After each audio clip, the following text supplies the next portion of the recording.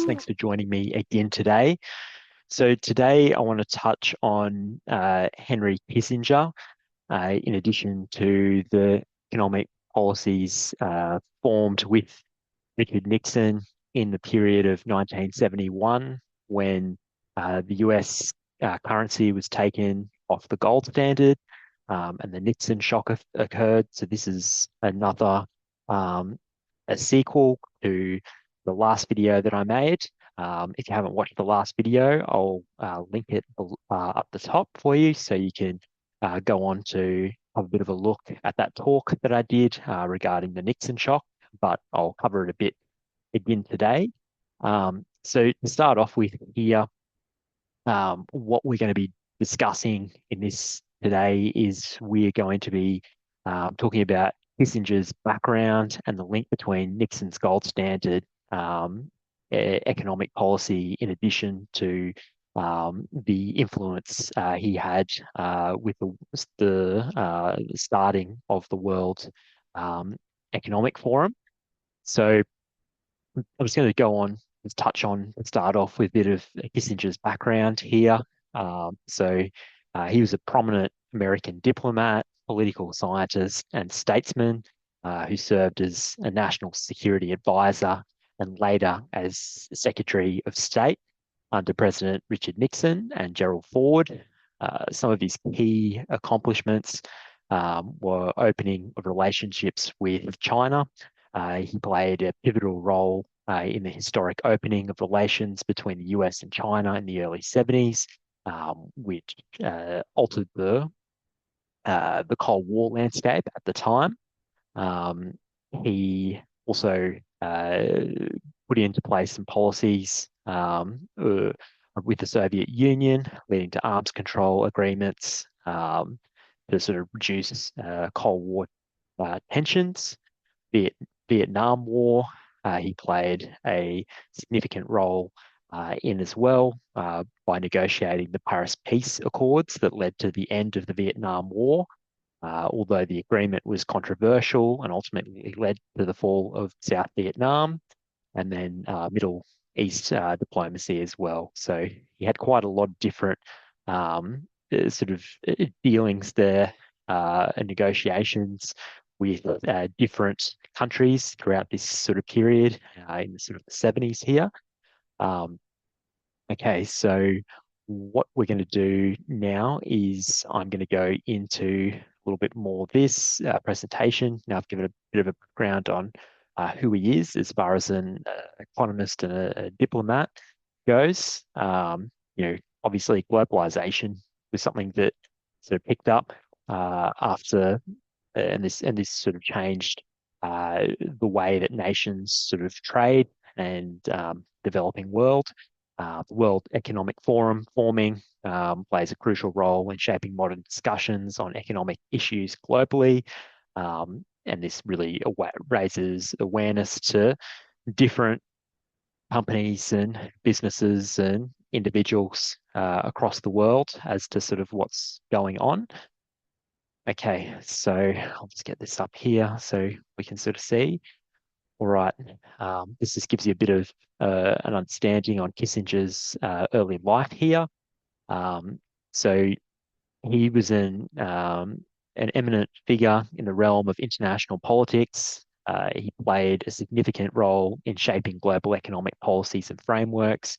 One notable aspect of his influence is the connection between President Richard Nixon's decision to abandon the gold standard and the subsequent developments in global economic institutions, particularly the World Economic Forum.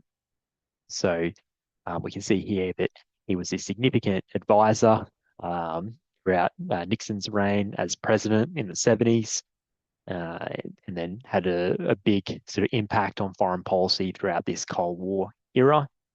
One of the reasons that this sort of history is important to know is in our society today with AI and climate change and rise in issues like cybersecurity, potential kind of conflicts between nations, kind of seeing a very sort of similar pattern to sort of what we have seen historically. And by understanding the history, it allows us to forecast the future and predict future sort of political and global outcomes, which is essential when running a business. You need to be economically informed to make the right decisions, and you need to know how that affects the industry that you're working in.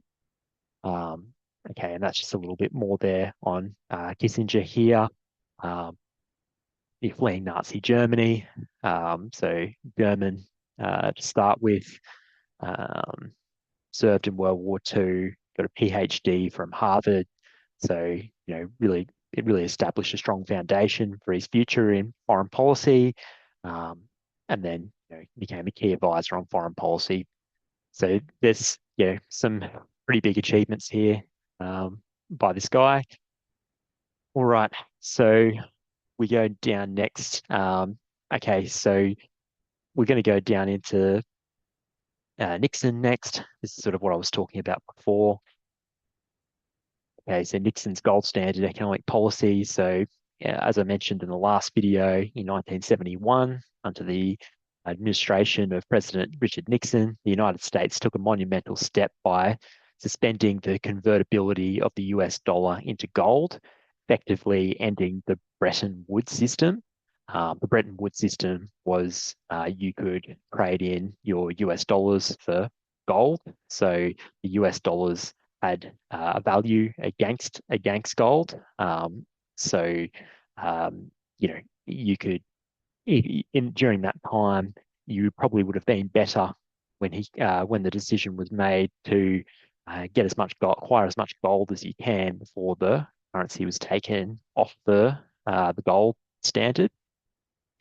Okay, so the decision, often referred to as the Nixon shock, marked the transition from a fixed exchange rate system to a floating exchange rate system. The move was aimed at addressing the persistent balance of payments, deficits, and curbing inflation as the US economy faced mounting pressures in the post-World War II era. Kissinger, serving as Nixon's national security advisor and later Secretary of State, was intricately involved in the administration's policy-making processes. Strategic insights and diplomatic acumen were pivotal in navigating the geopolitical implications of the shift away from the gold standard. The decoupling of the dollar from gold had far-reaching consequences on international trade, finance, and economic stability. Okay, what we sort of covered in the video from yesterday was we really saw what happened to inflation and CPI in the coming years from sort of 1973 to the early 80s. The US experienced some of the highest inflation rates. And then, if we look back in the 80s, anyone who knows economics well or history well knows that interest rates in the 80s were very, very high.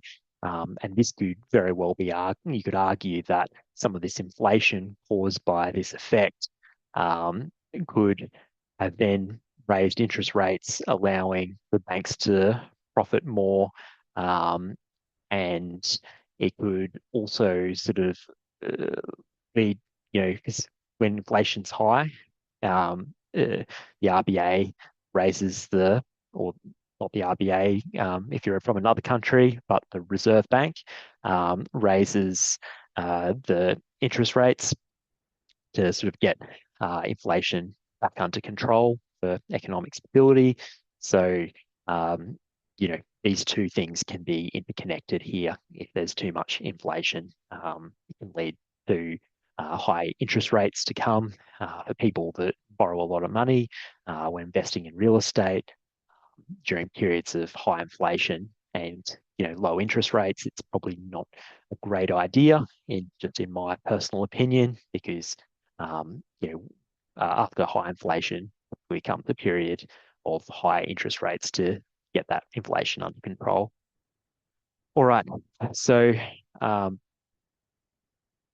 uh, basically with Kissinger, served a lot in the policy-making processes.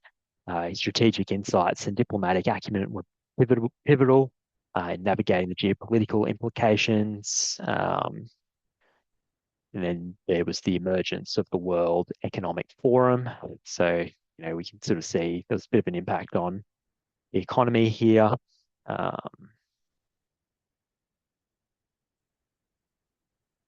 So the abandonment of the gold standard was a shift away from gold and allowed for more flexible monetary policies and economic strategies worldwide. So, other countries were able to inject more money into the economy to sort of boost the economy up.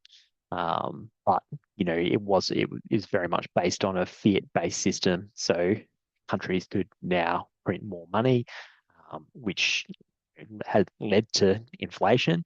Um, Globalization trends, um, so the integration of economies, facilitating international trade and cultural exchange across borders.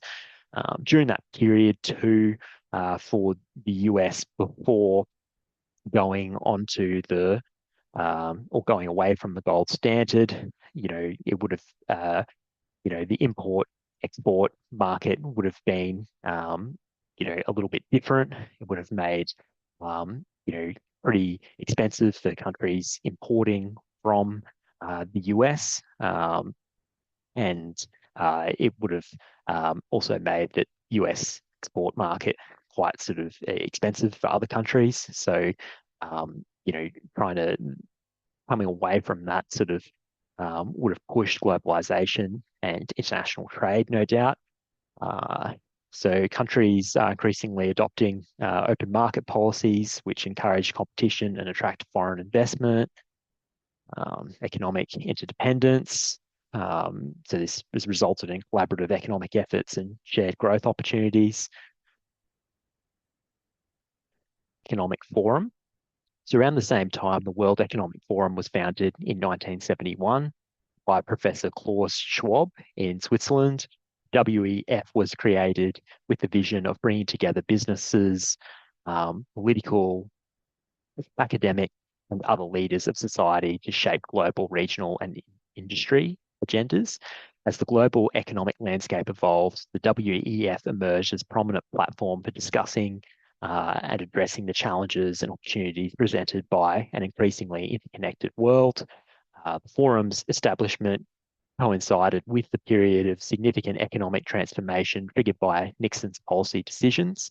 The abandonment of the gold standard paved the way for greater flexibility in international monetary systems, which in turn influenced the discussions and deliberations held by the WEF. Kissinger's involvement in high-level economic and geopolitical dialogues provide him with a unique vantage point to influence and participate in the forum's activities.